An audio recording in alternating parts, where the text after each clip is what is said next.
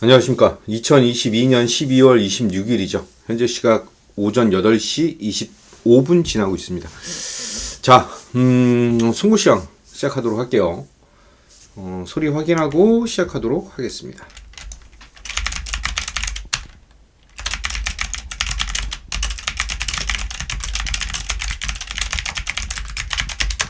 소리 들리시는 분 11로 확인 부탁드립니다. 자, 오늘 제목은 2022년의 마지막 한 주죠. 12월의 마지막 주고요. 벌써 올해가 다 지났습니다. 올해가 다 지났고 마지막 마무리 조금 주요 내용들 설명드리면서 안내를 좀 드리도록 하겠습니다. 무료 노란 톡방에 안 들어오신 분들이 계실 수가 있으니 나라토님 1 확인 감사합니다. 노란톡 링크 올려드리고요. 다프디스님 안녕하세요. 옥동자님 안녕하십니까. 자, 시작하도록 할게요. 올해에 대한 주요 내용, 마지막 주에 대한 주요 내용은 사실 큰 건 없어요. 큰 건 없고 이제 미국 관련된 이슈, 중국 관련된 이슈, 이런 것들, 맨날 말씀드리는 그런 내용입니다. 복드로님 안녕하세요. 네. 자, 전일 미국 시장 올랐어요.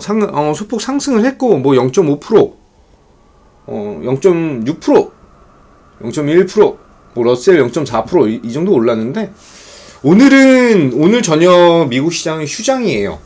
크리스마스로 인해서 대체 휴일에 대한 것을 보여주고 대체 휴일로 쉬는 날입니다.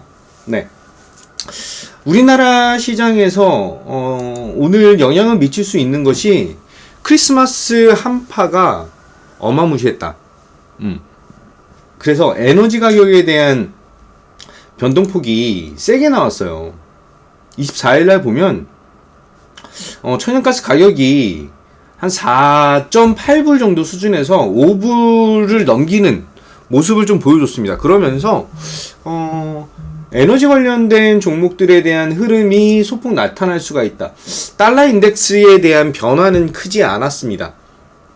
달러 인덱스에 대한 변화가 크지 않으면서 우리나라 원달러 환율도 1,300원 미만이죠. 1,280원 정도로 마감을 했는데 지금 주요한 몇 가지 얘기가 있어요. 몇 가지 얘기. 지금 현재 2022년 마지막 주 우리가 집중해야 되는 부분. 첫 번째는 양도세 관련이에요. 10억 원으로 고정이 되면서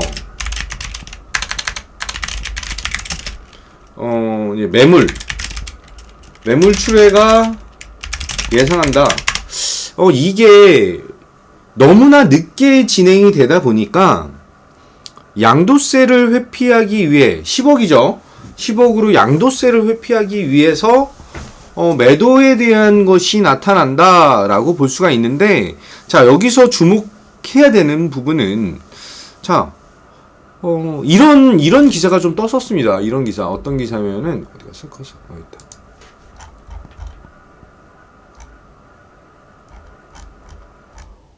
저번 주에 드린 거죠. 올해부터 가족 주식 10억 넘어도 양도세 안 낸다. 대주주 연자제 폐지에 대한 얘기가 있는데, 이게 2023년이에요. 시행이 2023년이에요. 그래서 2023년에서 2025년으로 연기를 시켰는데, 2년 연기를 시켰는데, 중요한 것은 정부에서는 100억 원을 제시를 했어요. 여야한테 100억 원을 요청을 했는데, 시장에서는 한 30억 정도까지는 올라갈 수 있지 않을까라는 생각을 좀 가졌던 상황입니다. 그러면서 시장에서 실망 매물이 생각보다 굉장히 강하게 나타났다라고 보시면 되시고요. 내년부터요. 이게 올해라고 표현이 되어 있는데, 내년부터 양도세 관련된 것이 이제 가족 합산 10억 원이 넘어도 양도세를 내지 않는 것으로 됐다라고 보시면 되세요. 내년이에요. 내년이에요. 이 기사가 자극적으로 쓰기 위해서 한 것이고, 내년부터 대주주 가족 합산 없애는 것으로 진행된다라고 보시면 되세요. 네. 어쨌든 그러면 이번 주 언제까지일까요? 27일까지 개인들의 양도세 회피 물량이 나타날 수가 있다. 여기에 조금 주목을 해야 되고, 이게 물량이 그냥 쏟아져 나오는 것이기 때문에 작년에는 한 8조 정도가 나왔어요. 작년에 8조. 어마무시하게 나온 물량이죠. 2021년 양도세 회피 물량은 8조 원 정도. 그러면 올해도 물량이 좀 쏟아져 나올 텐데 작년만큼 그렇게 많은 물량은 아닐 거예요. 왜냐면 시장이 밀렸기 때문에 사실 그렇게 좋지 않았죠. 그렇게 좋지 않았기 때문에 좀 눌리는 물량이 나타나는 그 출회되는 물량이 많지는 않겠지만 그래도 물량에 대한 부담을 보일 수밖에 없다라고 보면 됩니다. 그래서 27일까지 매도 물량이 나타나는데 이것을 누가 받아가야 되느냐? 기관이 받아가야 됩니다. 기관의 매수로 진행될 것이다. 근데 중요한 점은 기관이 올려서 매수하는 것이 아니야.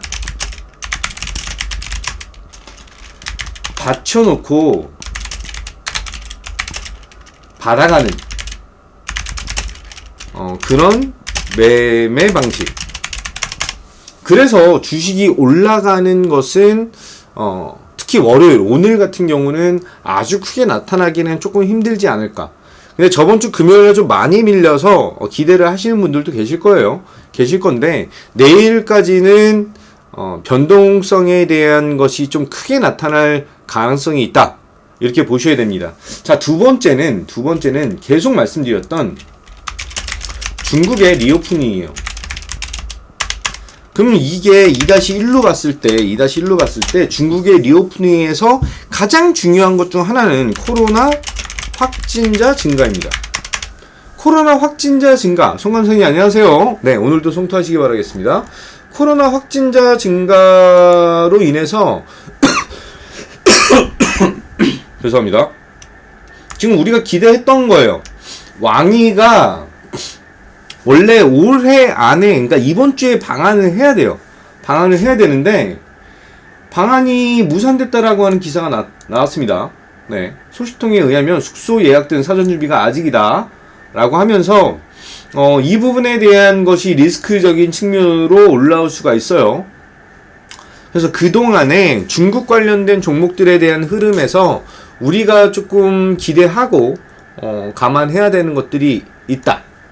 그리고 그런 것들이 시장 전반적인 흐름에 영향을 좀 볼 수가 있다 라고 보시면 되십니다. 두 번째는 이거예요. 중국 코로나 통계 발표를 완전 중단한 상황입니다. 확진자 폭증이 감당이 안 되는 그런 상황이겠죠. 23일 정도였을 거예요. 12월 22일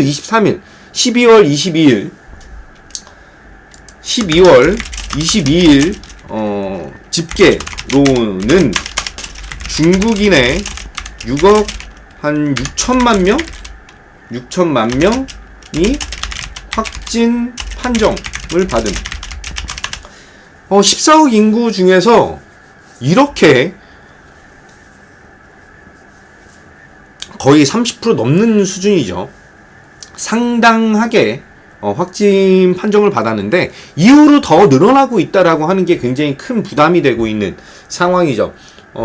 추가적으로 장례 서비스도 중단을 한다라고 얘기를 하면서 다음 달 11일 서비스가 재개될 것이다 라고 하는 기사가 나타나고 있습니다. 오늘 오전에 막 나오는 그런 거예요. 그리고 마지막으로 이거 코로나 확산이 계속되면서 중국에서 산소포화도 측정기에 대한 판매가 진행되고 있다. 이게 급속하게 늘어난다.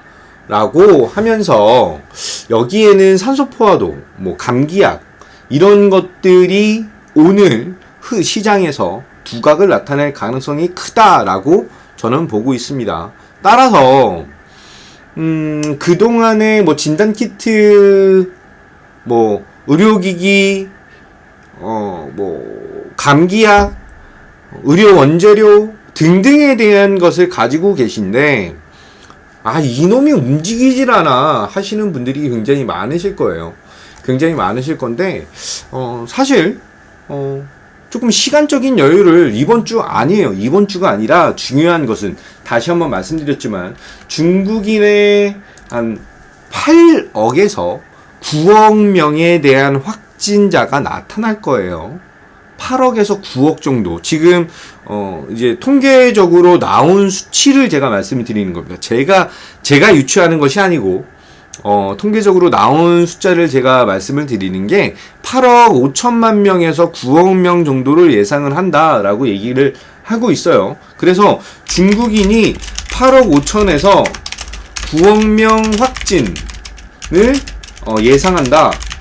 이런 기사와 이런 통계적인 자료들이 좀 나타나고 있는 상황이기 때문에 코로나 확진자 증가에 대한 것은 이제 언제까지 봐야 되는지 이런 것들은 제가 이제 저희 가족분들에게만 말씀을 좀 드리도록 하겠습니다. 자, 추가적으로 2-2번 볼게요. 2-2번은 중국의 생활 리오프닝 플러스 국내 마스크 오프 두 개가 합쳐져서 진행이 된다라고 보시면 되시고 오늘 이렇게 마우스 커서가 안 좋아.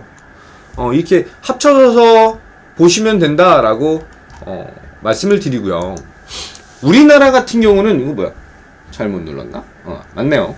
국제선 여객수가 코로나 이후 처음으로 국내선을 제치면서 이제 팬데믹에 대한 우려를 조금 낮추고 있는 그런 상황이다 라고 보시면 되세요.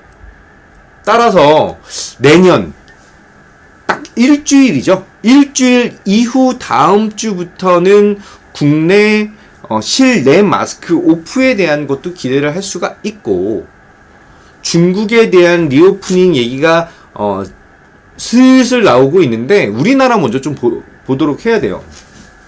마스크를 벗으면 여성의 70% 정도가 화장품을 더 사겠다. 근데 이게 화장품으로만 끝나는 것이 아닙니다. 화장품으로만 끝나는 것이 아니고 연결고리들이 있어요. 연결고리들이. 그래서 리오프닝 관련된 종목에서 지금 말씀드린 건 항공여행 그리고 화장품을 말씀을 드리고 있는 상황입니다. 시장은 새로운 것들을 좀 찾아내려고 하고 있고 그리고 이제 변화에 대한 바람을 불어넣으려고 하고 있어요. 굉장히 중요한 포인트입니다. 굉장히 중요한 포인트예요. 특히 올해 내내 시장은 3번 2023년 뭐가 오를까? 시장은 새로운 것을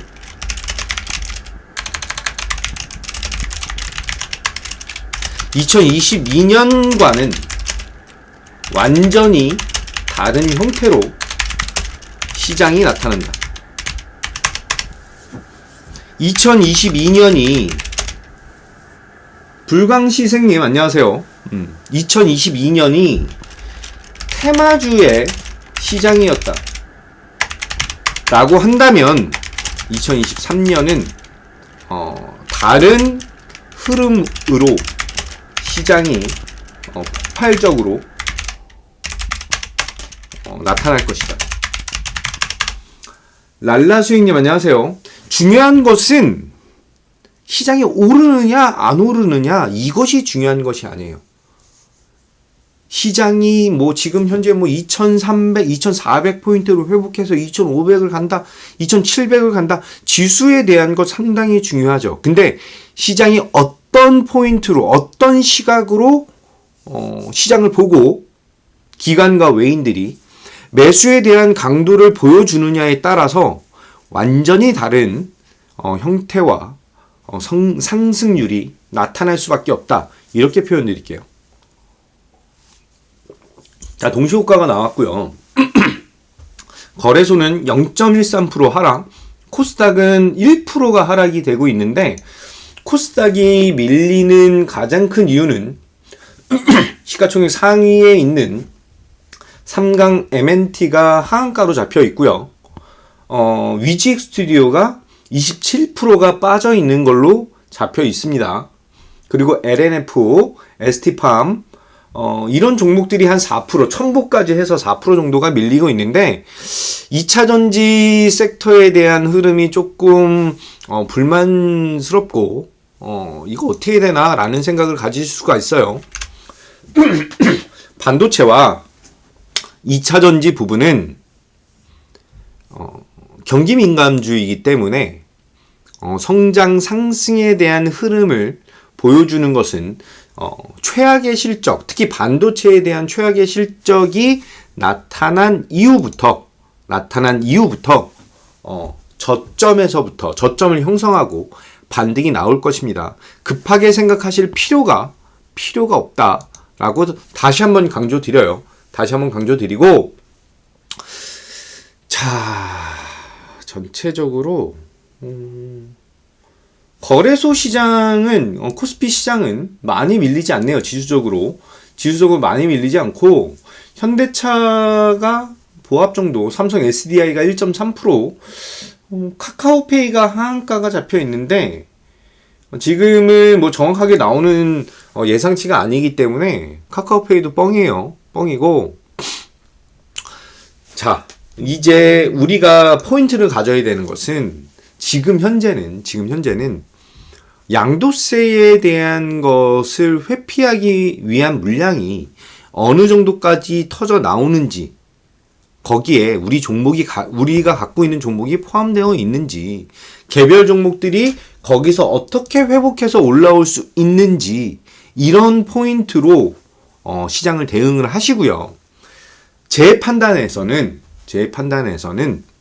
이번 주 수요일 정도부터, 목요일이 납해예요. 올해 마지막 거래일이죠. 수요일부터 목요일까지 내년을 위한 기관 그리고 외국인에 대한 매수력이 강하게 나타날 것이다 라고 보고 있습니다. 오늘 내일 정도까지, 이번 연도 4일밖에 남지 않았어요. 4일밖에 남지 않았지만 오늘과 내일 변동성은 크게 나오지만 지수를 뭐 아주 크게 끌어내리거나 그러진 않을 것이라고 판단합니다. 그러지는 않을 것이지만 변동성이 크기 때문에 매매하시는데 조심하시길 제가 안내 드리고요. 수목에 대한 강도에 따라서 내년 초반에 대한 시장 흐름, 우리가 어떻게 대응해야 되는지가 나타날 것입니다. 올해 많이 올랐던 종목, 그리고 조정을 다시 한번 잘 받았던 종목, 크게 받았던 종목, 이런 종목들에 대한 흐름은 예상 외로 내년 다시 한번 재반등에 대한 강한 의지를 피력할 수 있다라고 보고요. 자, 전체 시장이 흔들리고 있는 모습이 여전히 나타나지만, 그래도 이런 시장에서도 우리가 먹을 것은 있다라고 안내 드리고요. 확실하게 수익 볼 수 있는 그런 전략으로 승부하고 안내 드리도록 하겠습니다. 자, 마지막 한 주, 12월의 마지막 한 주, 2022년의 마지막 한 주, 오늘도 여러분들의 계좌에, 여러분들의 매매, 여러분들의 주식 투자에 성공이라고 하는 이름이 가득하고 수익이 넘쳐 흐르시길 기원하고 기도드립니다. 자, 오늘 하루도 힘차게 시작하도록 하겠습니다. 가자!